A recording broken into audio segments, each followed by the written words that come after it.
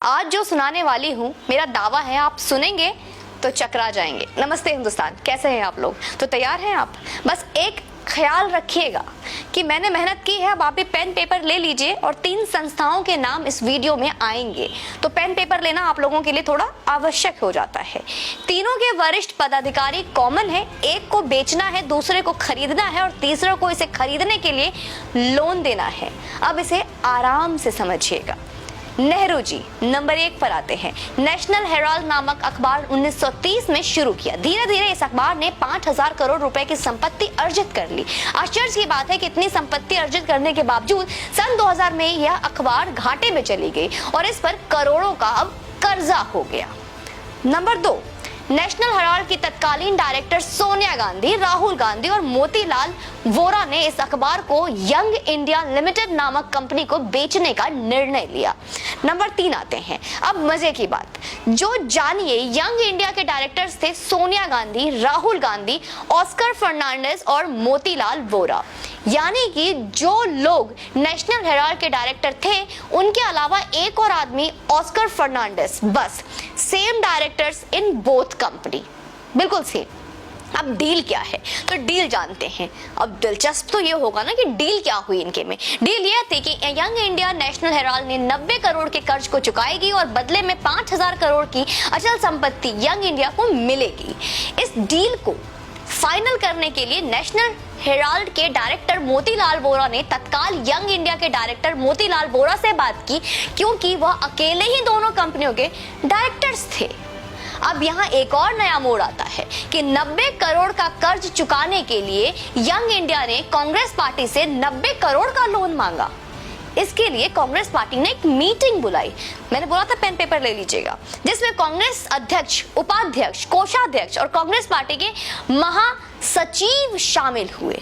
और ये वरिष्ठ नेता, वरिष्ठ लोग कौन थे? फिर से वही सोनिया गांधी, राहुल गांधी, ऑस्कर फर्नांडिस और मोतीलाल वोरा। यानी कि अगेन वही लोग, फिर से वही लोग।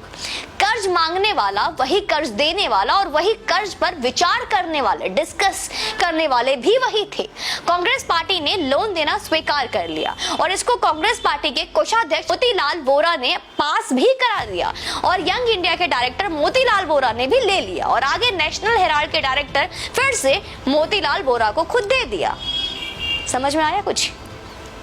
पेन डाउन कीजिए, नाम एक ही है। यानी कि मोतीलाल वोरा ने लोन पास किया, मोतीलाल वोरा को वो लोन मिला और ताकि वो मोतीलाल वोरा को 90 करोड़ दे सके, मतलब खुद को दे सके। अभी कुछ और मजा बाकी था।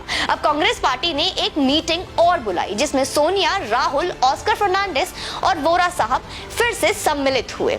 उन्होंने मिलकर यह तय किया कि नेशनल हेराल्ड ने आजादी की लड़ाई में बहुत सेवा की है, इसलिए उसके ऊपर 90 करोड़ का कर्ज को माफ कर दिया जाए और इस तरह 90 करोड़ का छोटा सा कर्ज, सिर्फ 90 करोड़ का कर्ज माफ कर दिया गया।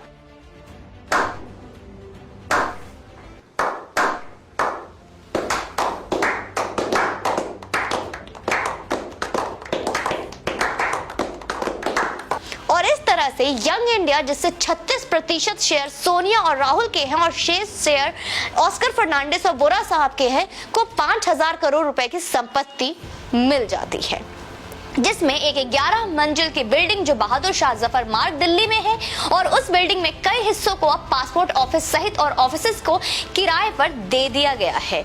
इसको कहते हैं राख के ढेर से महल खड़ा कर लेना। अब नेक्स्ट पॉइंट पे आते हैं। राहुल गांधी और सोनिया गांधी इसी नेशनल हेराल्ड केस में 5000 करोड़ रुपए के घोटाले में जमानत पर हैं। ये वही केस है। आप कहेंगे कि मामला क्यों सुना रही हूं? आज तो इसलिए बता दूं कि यही मामला है जिसमें ईडी ने राहुल गांधी और सोनिया गांधी के खिलाफ समन जारी किया है। ईडी का समन अभी आपने न्यूज में देखा होगा, जारी होना और सोनिया गांधी के कोविड से संक्रमित हो जाना वो एक साथ बहुत अटपटा सा संयोग है, या यूं कहें कि ये होना ही था। इसमें तय था कि कोरोना हमेशा बचा लेता है। दाल में कुछ काला है क्या? वैसे पूरी यहाँ पे दाल काली है मित्रों। कांग्रेस के अंदर खाने में डर का इतना बड़ा बवंडर है कि सोनिया गांधी को मीडिया से कहना पड़ रहा है कि इंदिरा गांधी की बहू हूँ, किसी से नहीं डरती, किसी से नहीं डरती। वैसे तो बस हवा निकल गई। एक बात बताऊं madam, Indira is Indira and India is Indira अब बहुत पुरानी हो गया, कुछ नया बोलिए, ये नहीं चलेगा। Indira is not India actually. दो दौर था और वो दौर कुछ और था जो निकल गया। कोरोना संक्रमण से ठीक हो जाइए, फिर आपको ईडी